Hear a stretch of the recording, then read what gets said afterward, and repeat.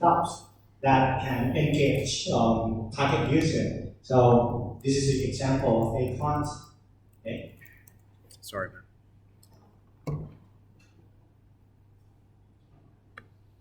Okay, going back to our story, the next one is social trading or copy trading.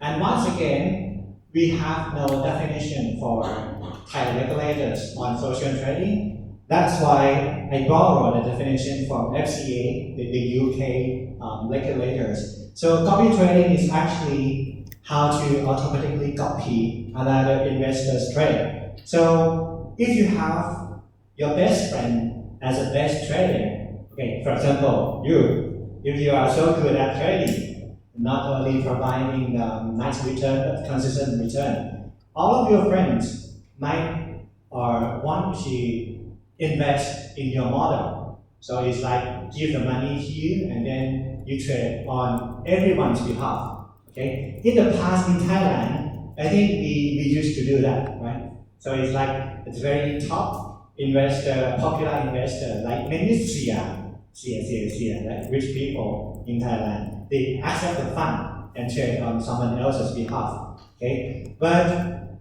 it's not supervised by the law or regulation. So what happens in Thailand is that the rich people might commit the fraud. Okay? They might go away with the fund, or they might cheat on you. They might churn your portfolio. They might trade with a very high velocity and get the kickback or rebate from the broker. Or what happened in Thailand a few years ago is that there was one woman guru. Okay, I don't want to mention her name, but what she did is that she posted on Facebook on her timeline the portfolio of warrant, derivative warrant. Okay, for derivative warrant, it could be the call options or put options. Okay, which means that you might gain if you buy the call option and the market increases, and you could possibly gain if you buy the put options and the market goes down. Okay, from what I heard is that she bought both put and call option. Okay, during the good day, the bullish day, she posted the portfolio of call option, pocketing many percentage the gains. Okay, but for the bad day, for the bearish day, she did post her put options, the portfolio to the Facebook. So it's like every day, every big day of the market movement, she could post the big gain. Okay, so if you would like to know why did she do this? It is because she would like to be popular. She would like to sell the trading cost. Okay, so that's why she was cheating. Okay, and many investors fall into that cheat. Okay, but if you do a proper of social trading or copy trading, every trade, okay, I mean all the historical trades would be recorded into the database, and the follower can have a look at the entire history of the trading. Okay. If you would like to know more about social trading, again, you can look at this FinTech startup, eToro, but I don't recommend you guys to start trading. It is just for the sake of academics that if you would like to know about social trading, you go to eToro.com or download eToro mobile app or tablet app, and then you would see this screen. So this screen, it would indicate nothing about the stock, but it indicates about the performance of each popular investor or each group. So you can click on each group and see the current outstanding portfolio and see the monthly return, I mean the actual return of each month. And if you'd like to follow, you just click here, then you would indicate how much money you would like to follow each guy. And then if this guy is doing the trade, either to go long, go short, to buy or sell, your portfolio would be copying his trade automatically. So this is the social trading. And this is not only for stock, but also for other products, such as ETFs, commodities, foreign exchange, and cryptocurrencies. Okay, this is eToro. As a Thai financial guy, if you would like to introduce social trading in Thailand, okay, this one is the list that I created 3-4 years ago. Okay, when I was talking with Khun Gon, the ex-finance minister, and the ASCO, the Association of Brokers, and with the stock exchange, and with the SEC, okay, all together in one table. And I think in order for Thai to experience social trading, we need to promote the investing concept, not speculating. Okay, so we need to promote that it is a long-term investment, not the short-term intraday speculative on stocks. And we need to take care about the price impact on illiquid stocks, meaning that if we buy Apple stocks or Google or Microsoft stocks, it's okay to follow. It's okay to do the herd trading because the liquidity is abundant, right? But if you would like to purchase BEM or Comcerted or Beauty or whatever Thai stocks, the price impact is the concern because the guru or popular investor would buy first and then followers would follow that trend, right? It means that the guru would get the cheapest price, okay, the lowest price, and the follower would get much higher price. It's not okay, it's not fair. So we need to introduce the fair allocation. It's like when mutual funds or when the fund manager makes decision to buy or sell stocks, it is the single decision to buy. And then at the end of the day, that order, that lot would be allocated to each fund, okay, with a fair allocation, meaning that the price, either the buy or sell price, would be the same for every fund. So the price should be the same for all of the followers for that trade. And we need to have the stop loss, okay, and we should have a clear explanation or clear qualification of popular investor or guru, okay? Either to have like analyst license or fund manager license, okay? And we would like to be more transparent on compensation of the popular investor, either to accept commission rebate from the broker or to charge the profit sharing from investor. Because if the guru or popular investor accept the commission rebate from broker, he or she may have an incentive to churn the portfolio or to trade or much more volume in order to get the rebate. Okay? And the last one is for the suitability of the follower or copier. They need to know the risk and return perspective. So these are concerns if we would like to have social trading in Thailand. Okay. The next one is robo trading. Okay. So, any question about robo advisor and social trading?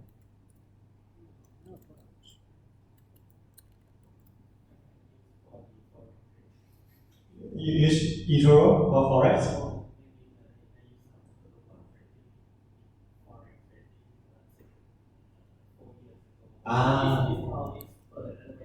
EA. Yeah. So you create your own EA or you use someone else's EA? Okay. And is it the real EA or? It's really. Okay. Yeah. I think some of the algorithms work only for some of the period. But Yeah. With the For a certain period and certain market situation. Okay. The condition change in 2008 or 2024. Yeah. We have to find it in that one. Good one, because the next topic is about robot trading or robot trading. And right now, if you may have heard of Forex 3D, okay, and it's not the real one. It's a totally fake one. It's like Chair National or Chair Money, the fund size scheme that are okay for Forex 3D. Anyone of you is a user of Forex 3D? No? Okay.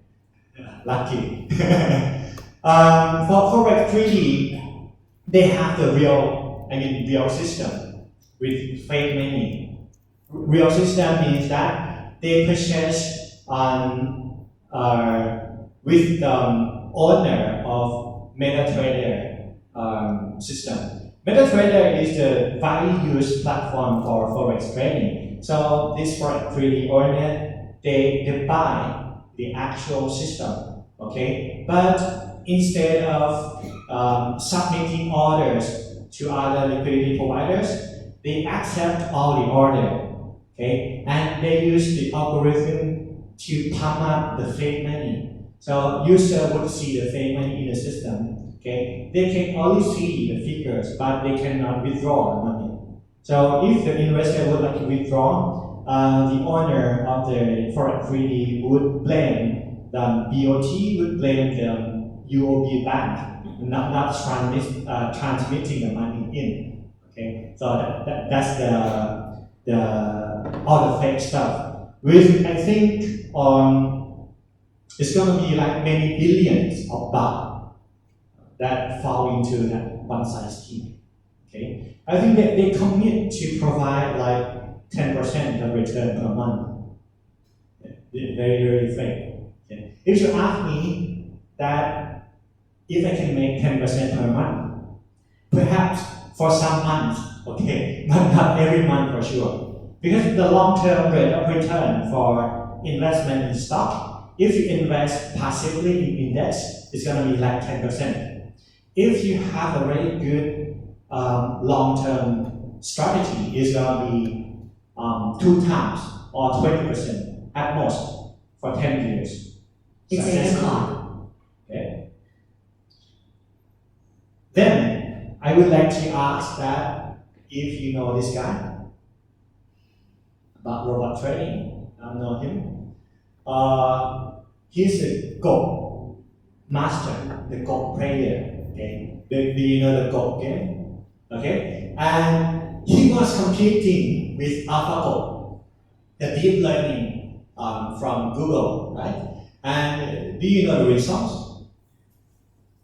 Who won the competition? 2 to 1.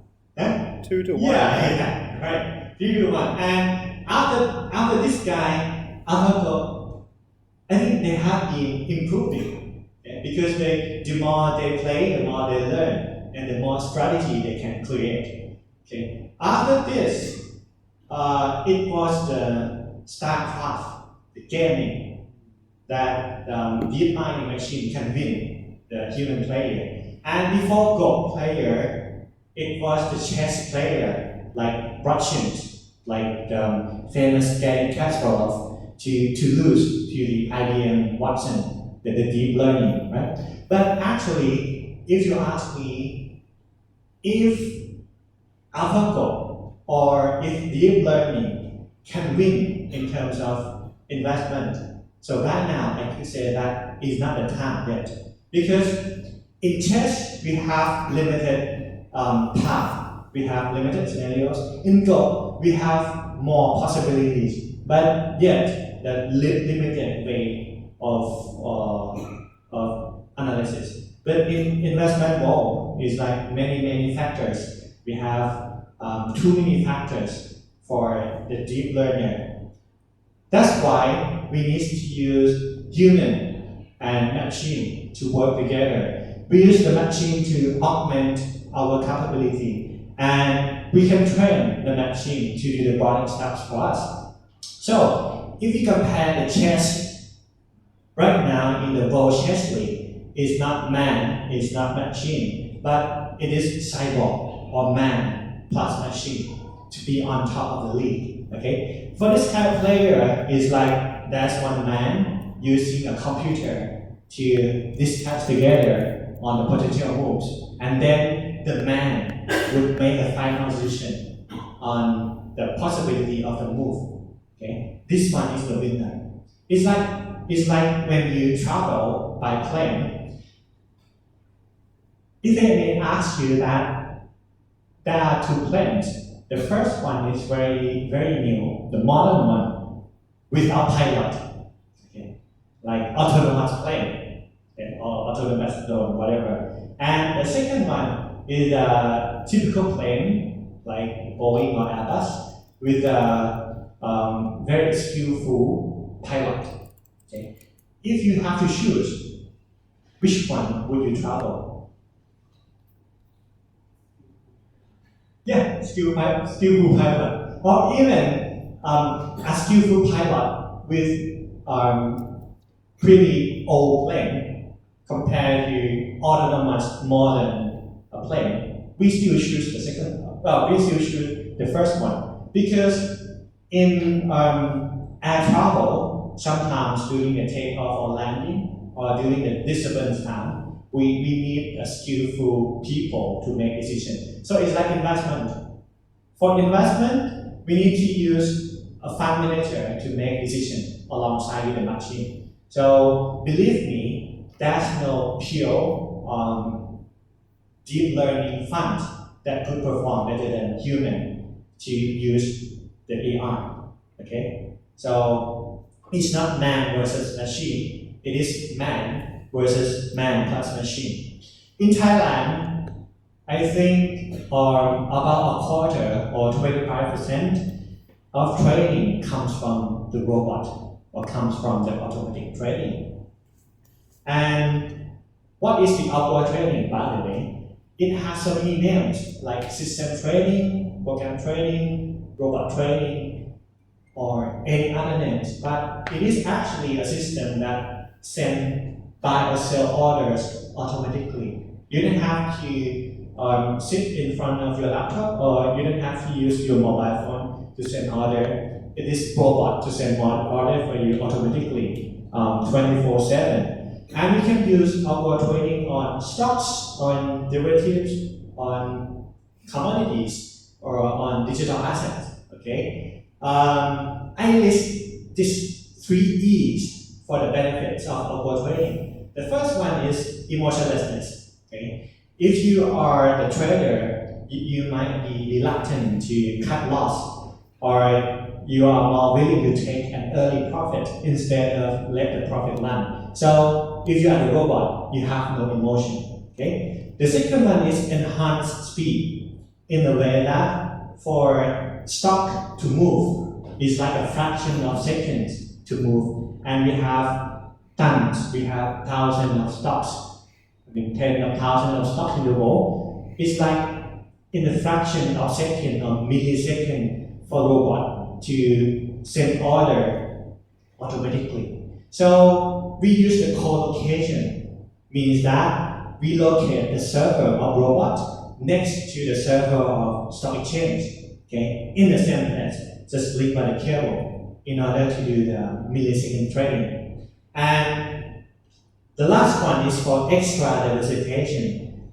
If you are a trader, I think it's either you are a fundamentalist or technicalist, or either you would prefer value investment or growth investment. You cannot have everything at the same time, but the robot can do it for you. Okay? And this one, based on my experience, I think in order to use robot to trade for you, you might have the alpha generating models, which try to outperform the market, or you can use the trend following technical analysis to buy high, aiming to sell higher, or you may use the mean reversion concept to buy low and sell high during the cycle market, or you can use futures to hedge. Okay, so I think these are beyond our discussion today. the main topic here is to have a look at this one, the process of algo trading. We start with the pain point. Again, we start with the question. The first question is what to buy. Okay, what to buy? We answer this question by screening the stock. So we have a certain criteria, and we run the screening for all stock to come up with a short list of stock, and then we do the scoring or to rank them based on the criteria. Okay, this will answer you what to buy. The second question is that when to buy. What is the most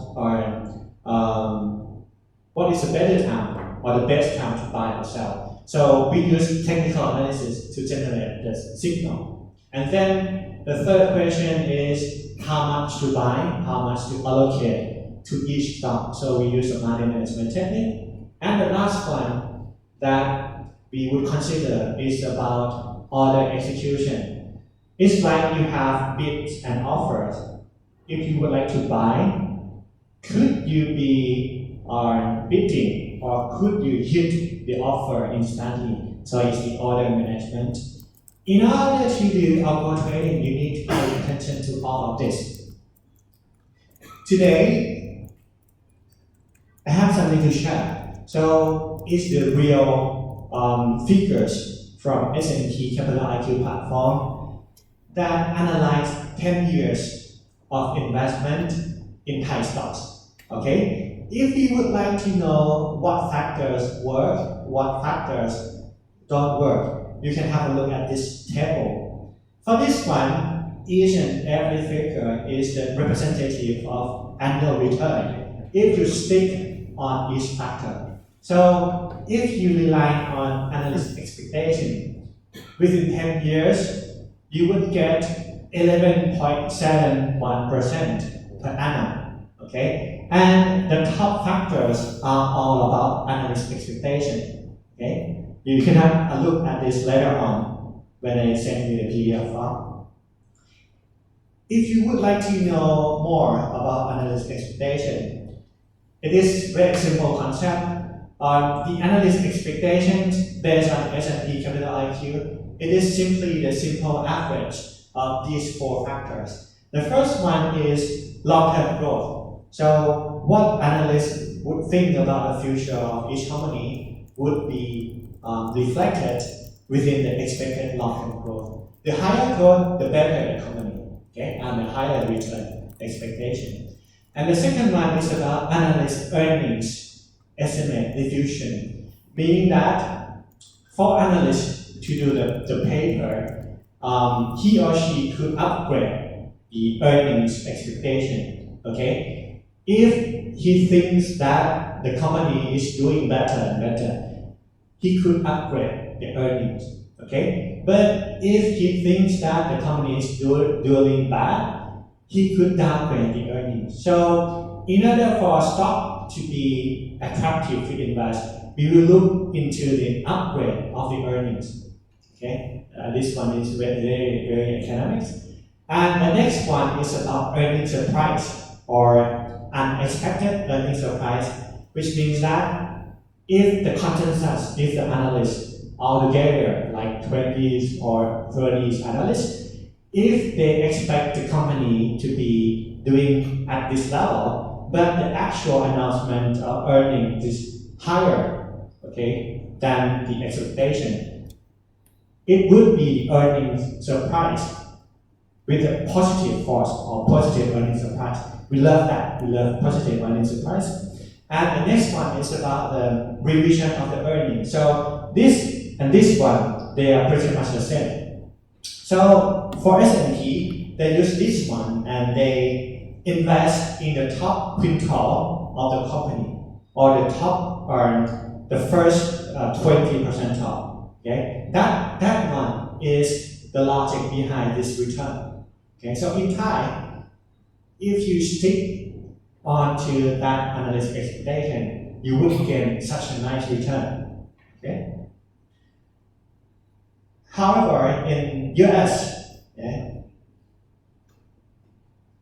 if you ask me whether the situation is the same in Thai or not,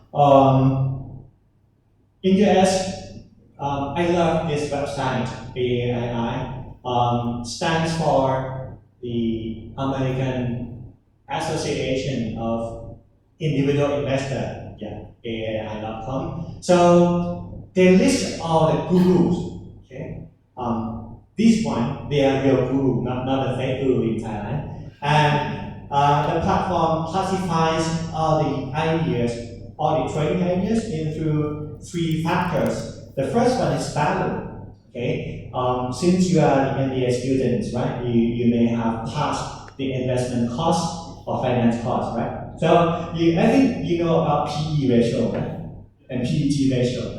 Okay, so PET ratio is actually to compare the growth of earnings with the PE ratio. So it's okay if the PE is high, but as long as the growth is high enough or the growth is higher than PE, is okay. Okay, which means that that PE or that high PE is justified by high growth. Okay, so this is the value concept. But for the growth concept, okay, we can use this one to look into startup or the very potential company in the future. So we would keep an eye on the growth of earnings per share. Okay, it's like in US right now we have Uber as a listed firm, but do you know that Uber is still making loss every year?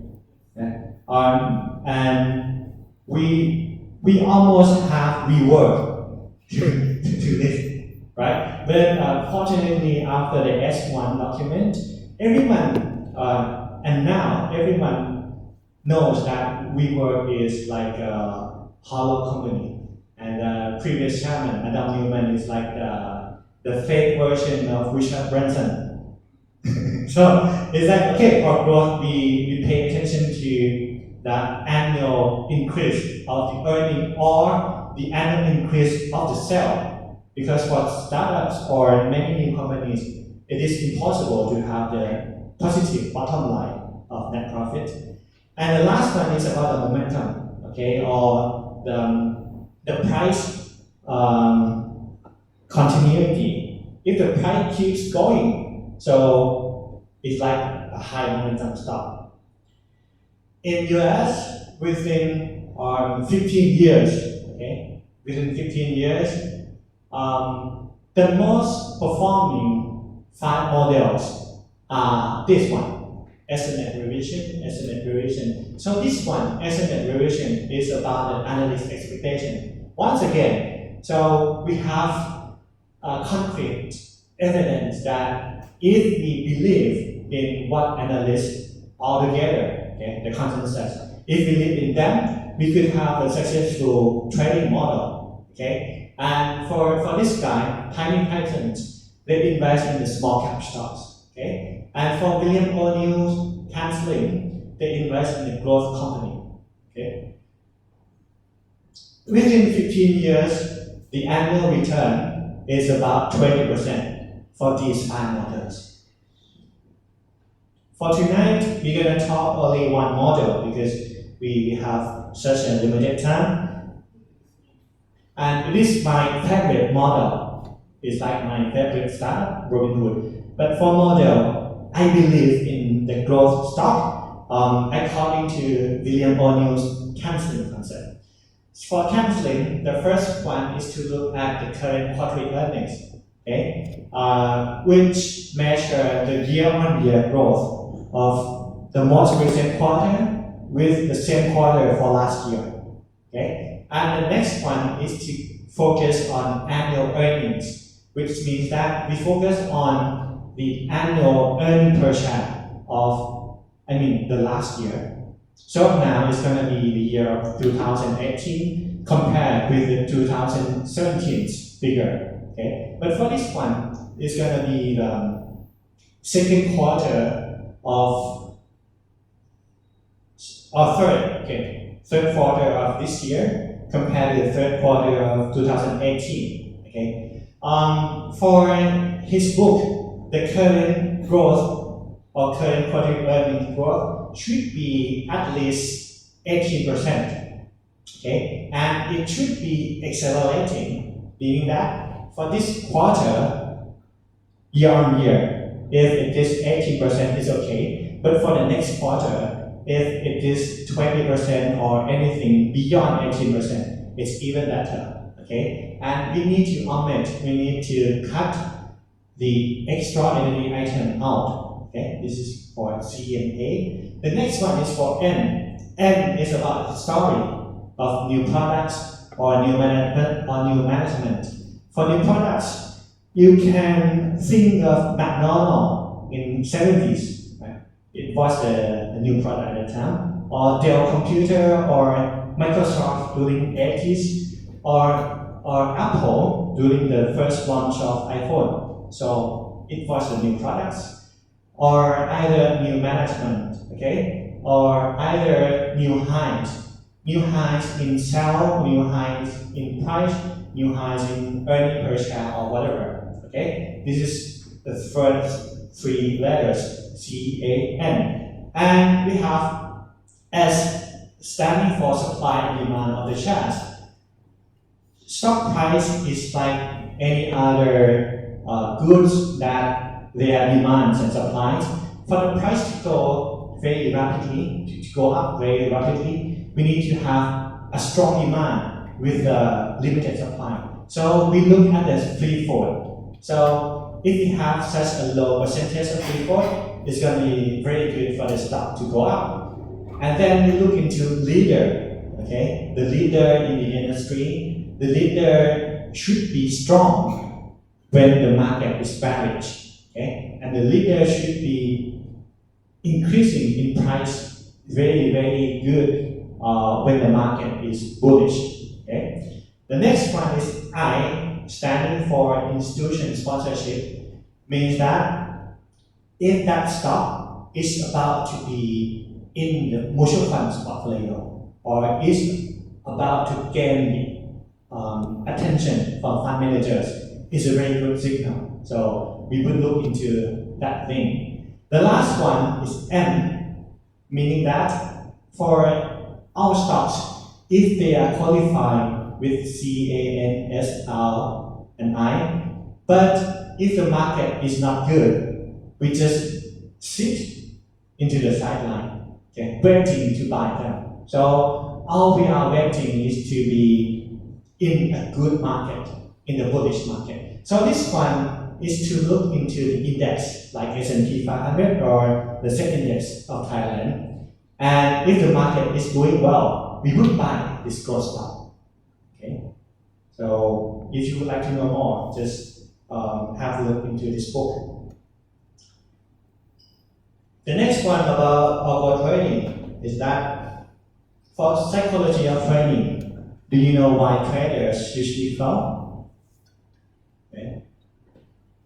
The stat says that nearly 80 or 90% of traders fail. It is because they cannot cut loss short and they cannot let the profit run. Okay? Why is that? Because let's imagine that you purchase one particular stock at the price of 100 baht. Okay? You would like to take 20% of return. So you would like to sell at 120, right? Then you look into that gain very closely into your mindful trading. And if you have like 10% return to 110, you are willing to sell because you are fear to let the gains go away. So it's like you are fear of not taking profit. So once in a while, if the market is going down like 1 or 2%, and if your gain is decreasing, you would end up selling them. Okay. So before you sell them, you share up. You would like the stock increase, but once you sell them, you would, in Thai, we call chang. Right? So we would cheer for the stock to go down. Okay, but once the stock is continuing to go up into the 120 baht zone, so now you will be back. You would like to buy them. Okay, so it's like you end up buying at the zone or at the price that you expected to sell. So that's why every investor in Thailand we call big dog, because we buy at such a very high price and at the price you expected to sell. Okay, and in contrast, if you buy 100 baht and you set the stop loss to be 10%, you would like to sell at 90 baht to protect the loss. So it's your plan. Okay, your plan. Once in a while, if the market price is going down from 100 to 99, 98, 97, you would tell yourself, you would say to yourself that it's okay, or we just bought a little bit too early, it's still okay, or you might blame Trump for the Twitter, you might blame the brokers, blame everyone except yourself, okay? And then once the price is going down to 90 baht zone, instead of selling, you would be buying, okay? Because your brain tells you that you cannot lose, okay? If you would like to exit at break even, and if you buy at 90 baht with the same volume of shares, it's like to average down, and you would tell yourself that if the price rebounds from 90 to 95, you would exit at the break even. Okay, so it's all about the psychology of trading, because we don't want to be a loser. So we would like to be a winner, and during the uptime, during the profit zone, you are more conservative. Okay, during the profit zone, you fear not to get that profit, but into the losing zone, if your underlying P&L is in negative zone, you are more aggressive just to be at the break even. So this is the psychology. To this point, the most important word is discipline, and I'm not sure how to interpret this word, discipline. So I borrow the words, the quote from Mike Tyson, okay, the world heavyweight champion. So for Mike Tyson, he tells everyone that discipline is doing what you hate to do, but nonetheless doing it like you love it. Okay? So it's like training, okay? For the fighters, for the runners, or marathon runners, you need to practice, okay?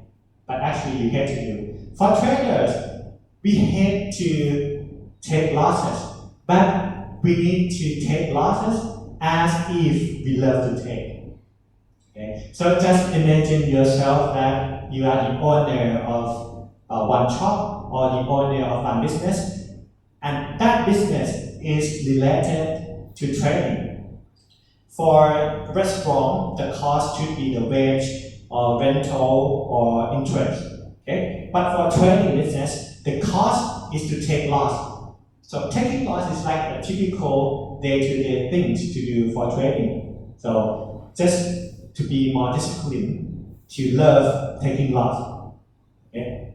To smile every time that you take loss. Okay?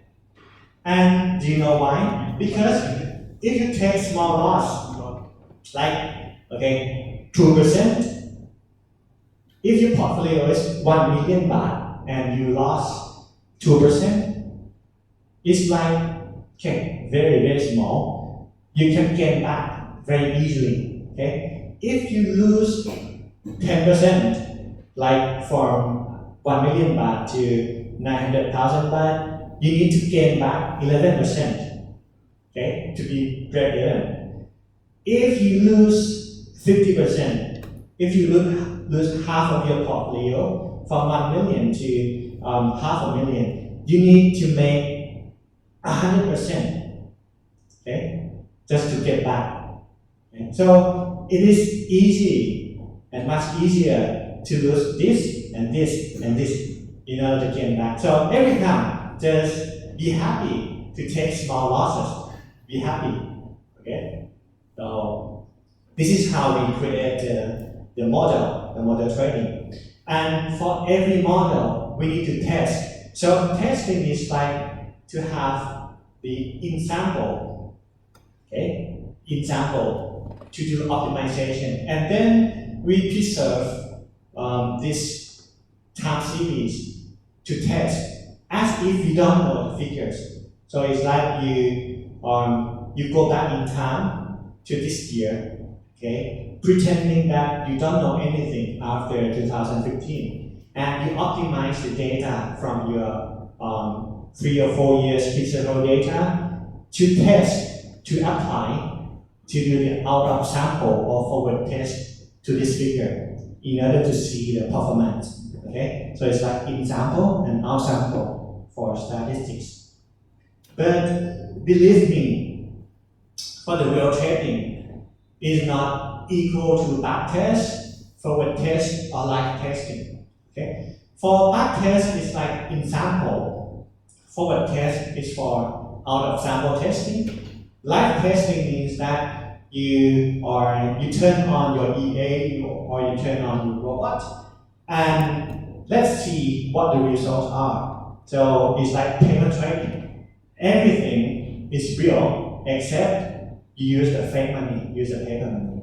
And in my experience, live testing is nothing compared to real trading. Because for live testing, if you invest in Thai stocks, okay, or especially in small cap stocks, there are the big player, or in Thai we call Zhongmu, right?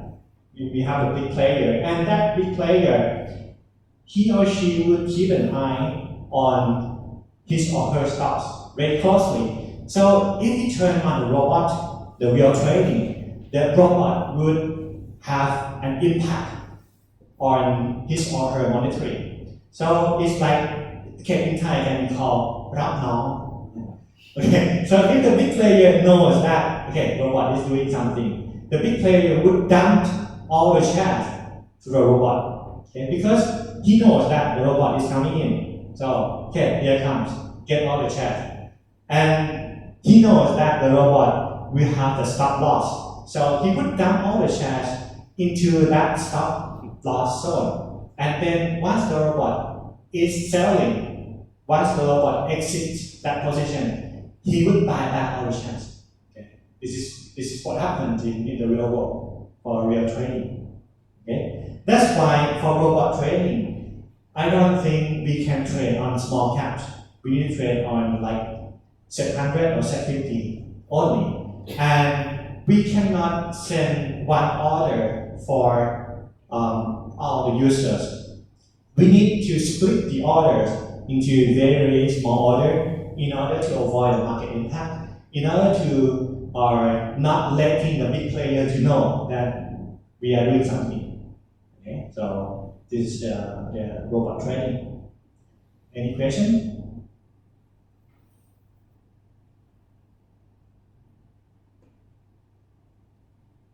Okay, so we have 30 minutes left. We will talk about crowdfunding.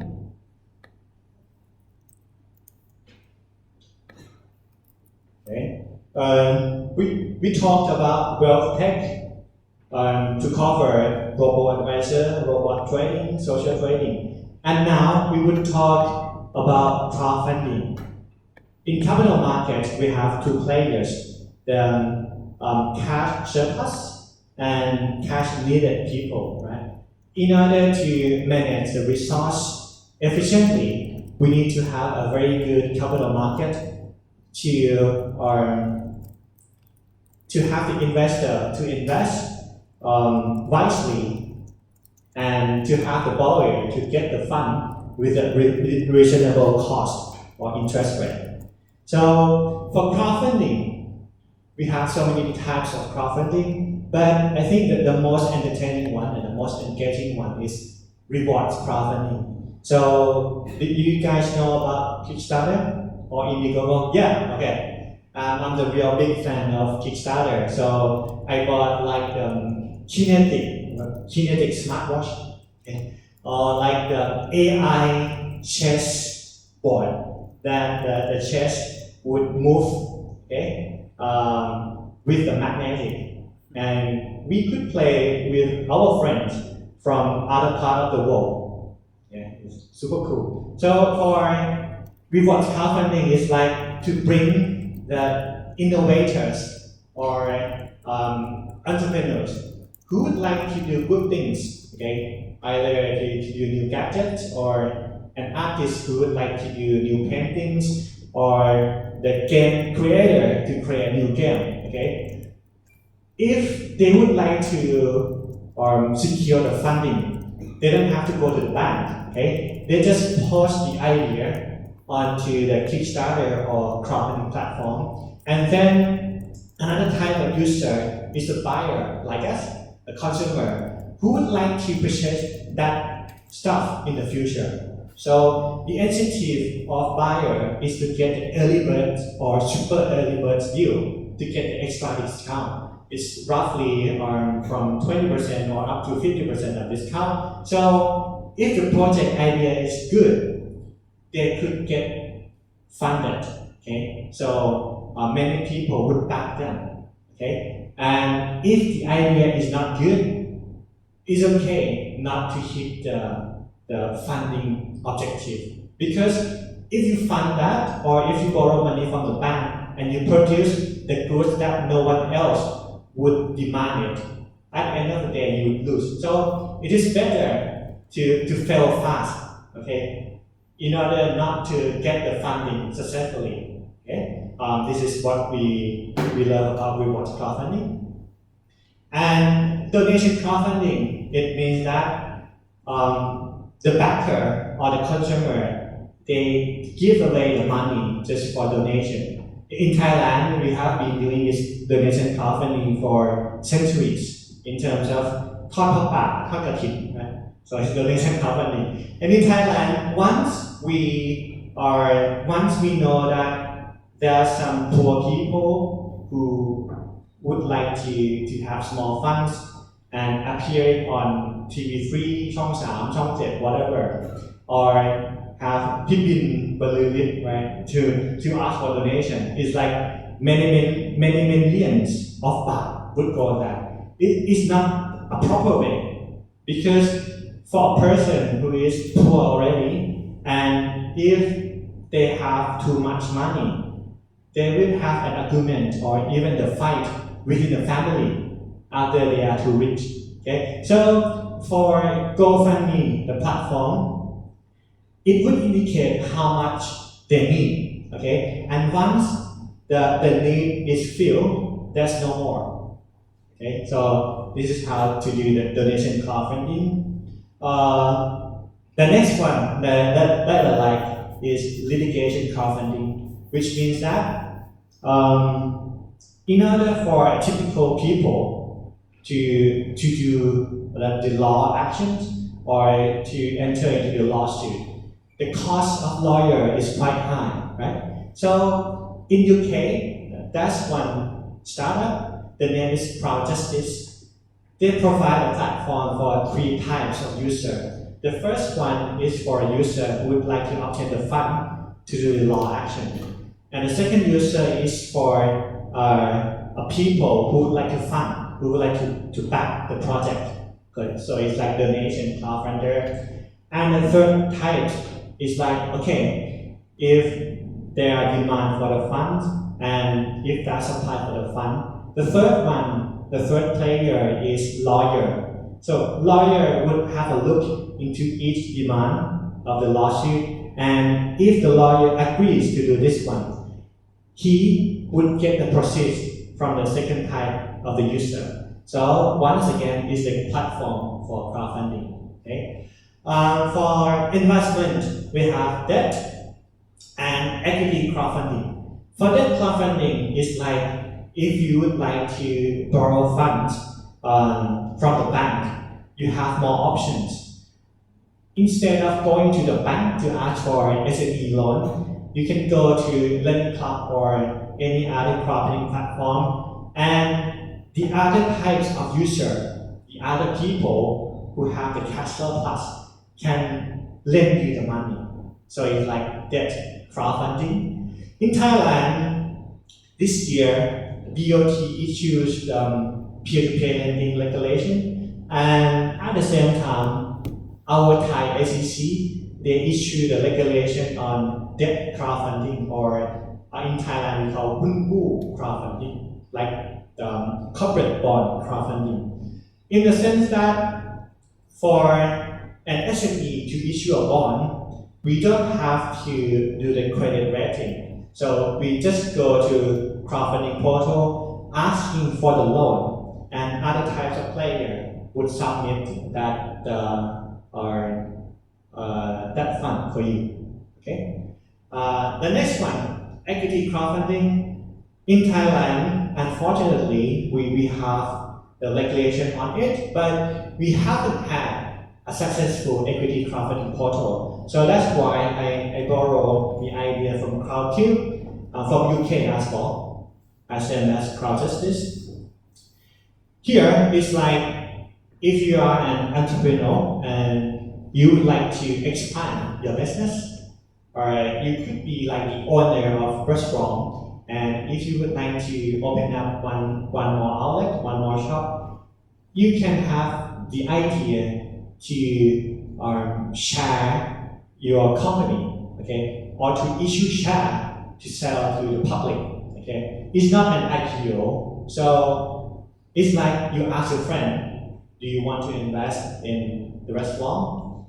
So they would offer a certain percentage in exchange for a certain fund, okay. So it's like yourself to sell your company shares to someone else.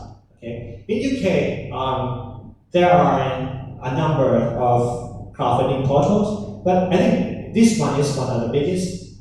And if I understand correctly, for UK citizens, they would get the tax benefit or tax deduction if they invest in equity crowdfunding. So it's like tax to invest in RTF. Okay. This is for crowdfunding.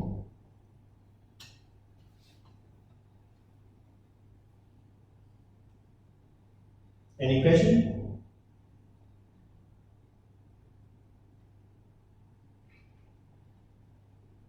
Yeah, I think you guys are getting tired. So this is gonna be the last fintech issue we're gonna cover for tonight.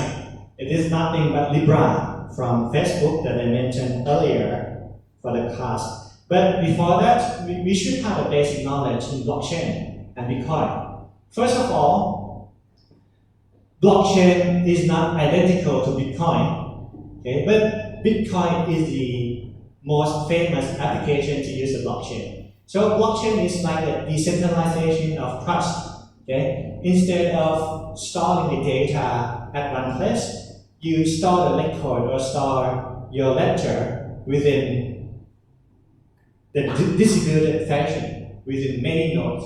So in order to hack the data, you need to hack more than 50% of the nodes. So it's more secure than centralization of data. And then it's not about money, but it is the floor. It is the floor of the right.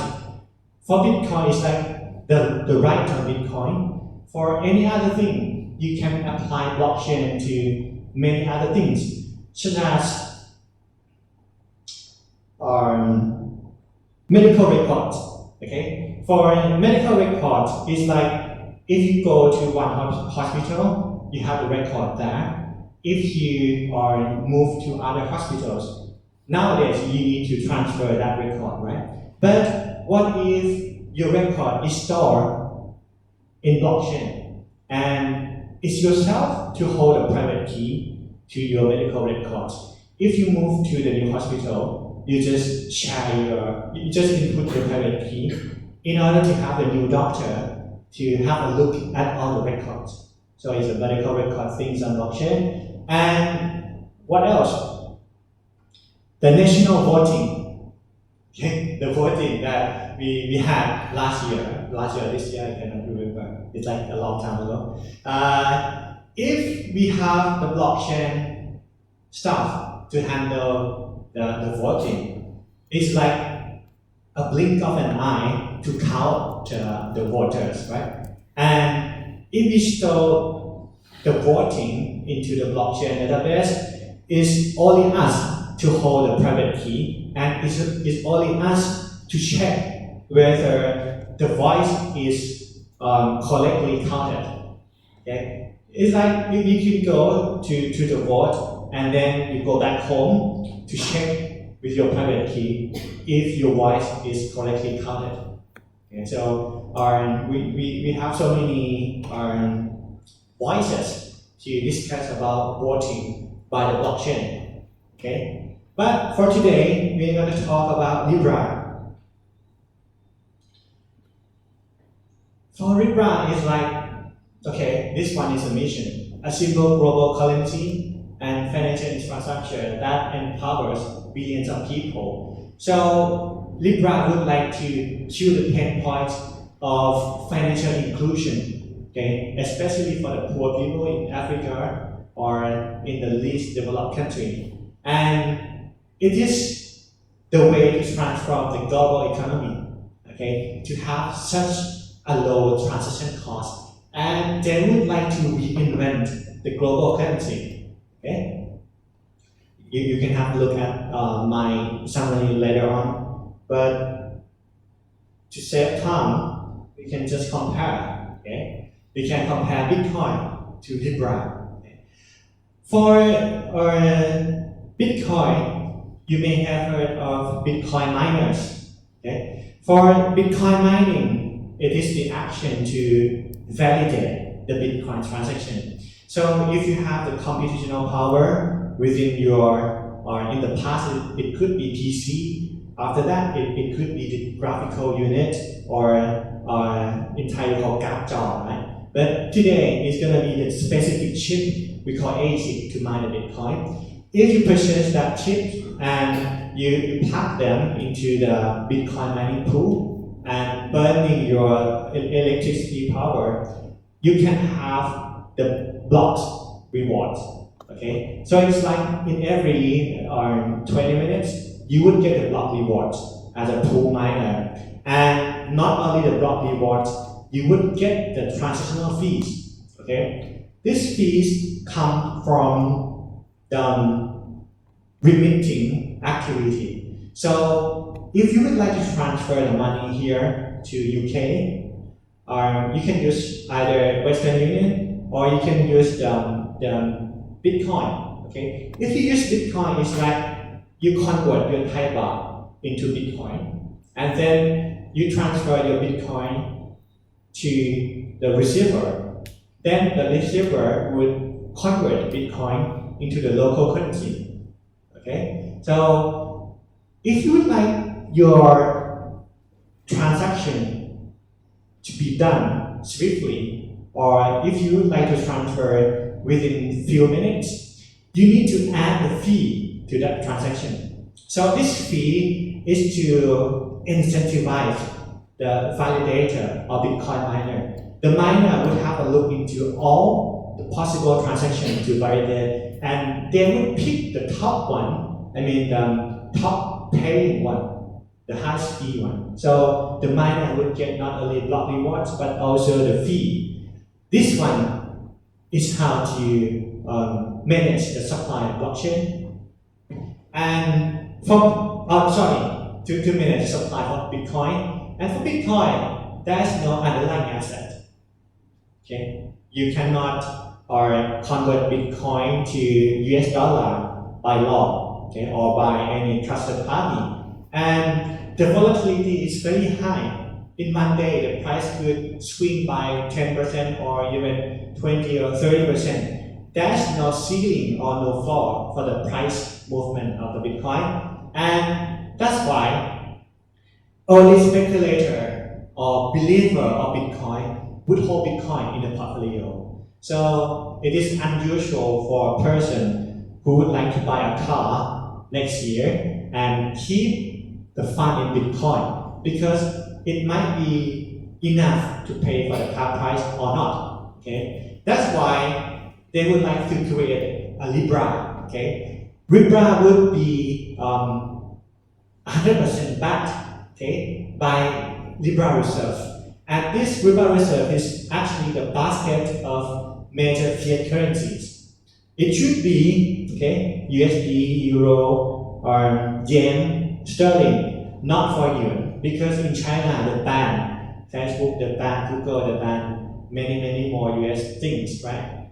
For this one, I have a look into SDR, Special Drawing Right from IMF, and this is the weight for SDR, okay? In every 5 years, so it's gonna be next year, 2020, that they would revise this way. So it is expected that Riba Association would copy the weight, but trim yuan out and perhaps replaced by Swiss franc itself, or replaced by Hong Kong dollar or Singapore dollar. Okay.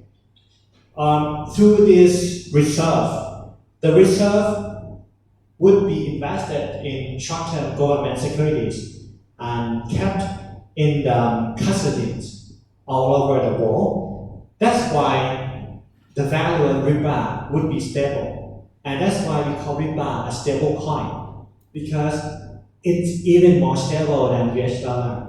It's a weighted average, or it is the basket of the currency. Okay? And that's why if Riba can be implemented successfully, it's gonna be the money, not the speculative asset. Okay?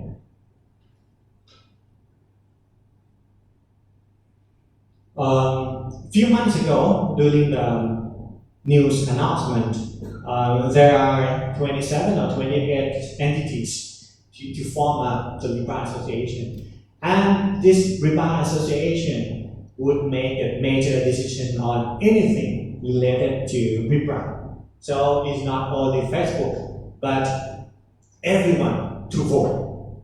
Okay? So it's like everyone to vote.